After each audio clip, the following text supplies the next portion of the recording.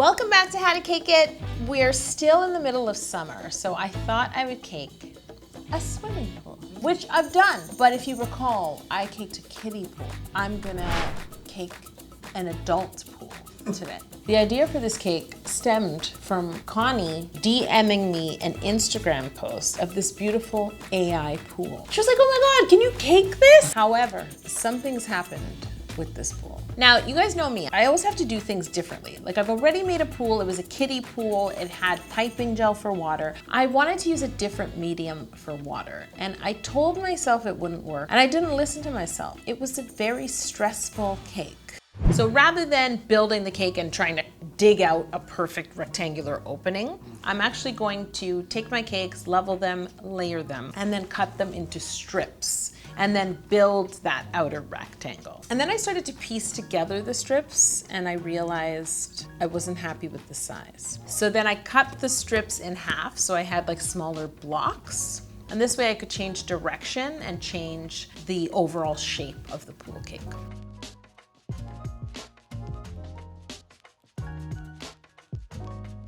And then I started to piece together or puzzle together this pool. Now what was tricky is I needed to create a board that was the exact size of my pool. So I started to piece together the cake and then realized my board was too big. So I had to take it apart, cut the board to the proper size. What's going on? See what I mean? So the board I made before I started to assemble my cake, I put some marbly pink shelf liner on the bottom in the center, knowing that when I filled the pool, we'd see that as if it was the bottom of the pool.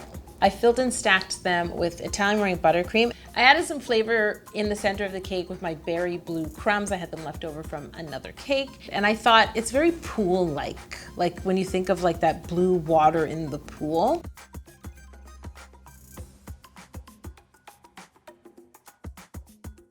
It's time to crumb coat this whole cake. So I've got to crumb coat the outer sides, the inner sides, and the top chill. Then I iced the cake. I wasn't planning to put fondant on the outside of this cake. As you know, it's summer, hence why I'm making a pool. It was so humid, once again, that the buttercream was sweaty, and considering the way I wanted to design the outside using a stencil, I started to become really worried, and I decided that I would work with fondant on this cake. I haven't revealed to you what I'm planning to use as water, and I feel like I have to reveal that now. So drum roll. Instead of piping gel, I'm gonna use Jello. It works. Now let me talk, it works. Let's find out if it works. Anything that has moisture or water doesn't react well with fondant. Jello I was worried about because Jello begins as liquid and then solidifies. So I decided to line the inside of the pool with gum paste. Because gum paste is sturdier than fondant, it hardens on the surface faster, and I thought it's gonna stand up to the liquid Jello better than fondant. Okay, I did the same with the outside of the pool, except I used fondant. I rolled out 4 strips, and then I started to cover the side. The same way that I panel any square cake on the channel, I basically did this to the outside of the pool with fondant.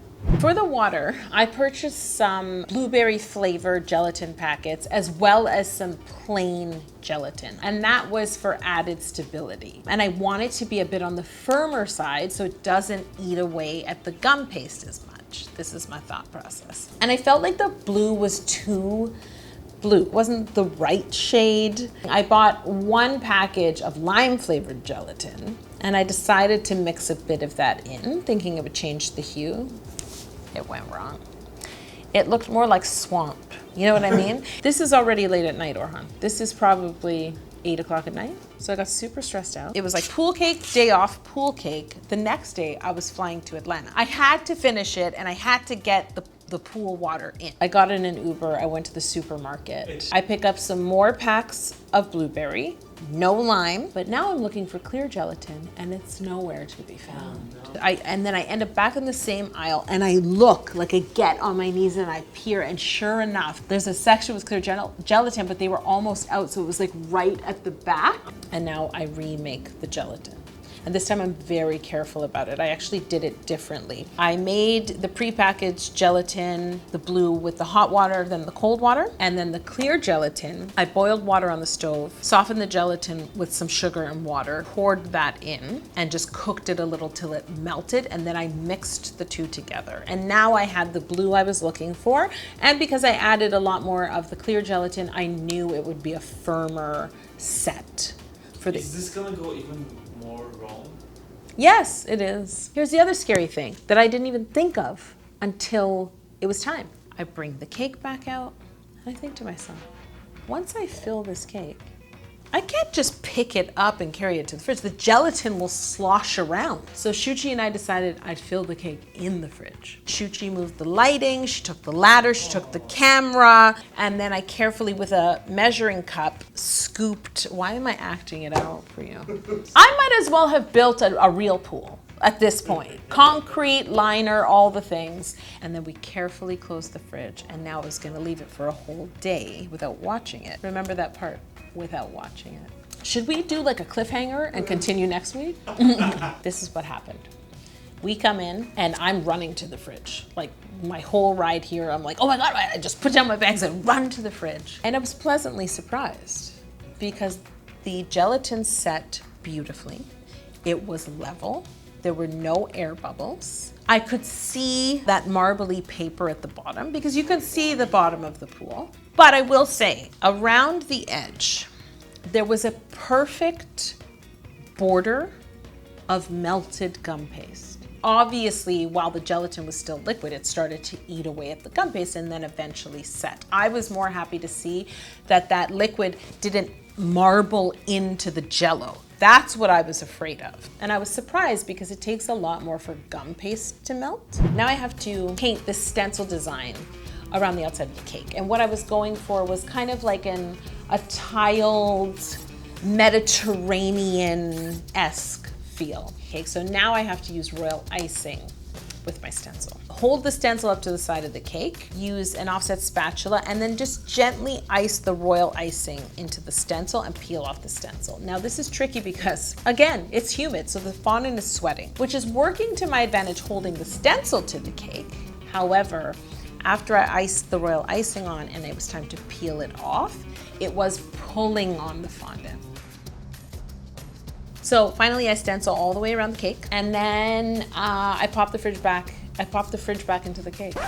And now I have to add the sand. So instead of like a tiled floor around the pool, it's sand. So I made my own little sanding sugar salad. I blended some sanding sugar, and then I used a scoop and a spoon to carefully scoop it in now to that like little trough I've built. Essentially it's like a trough around the pool. I'm gonna send you the AI image that Connie sent me, and you could put it in the video, because it's a pool, but it looks like half pool, half beach. And now, this is the like piece de la resistance. Is that what you say? I ordered a bunch of drink umbrellas. And you know how drink umbrellas tend to look one way? Not anymore. You should see, well, you're gonna see them. There's one that looks like a watermelon and some that look like palm trees, and there's all these bright colors. Some kind of look like a beach ball. I wanted to put like little side tables beside the umbrellas. So I used a mold that I had, which is actually to make jewels, but I filled the mold with lavender chocolate, yellow chocolate, and then like a lime green chocolate,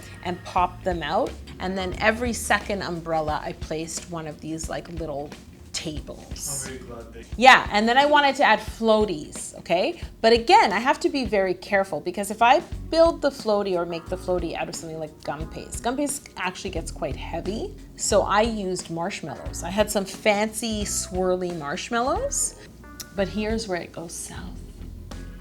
There's more south? We're at the pool.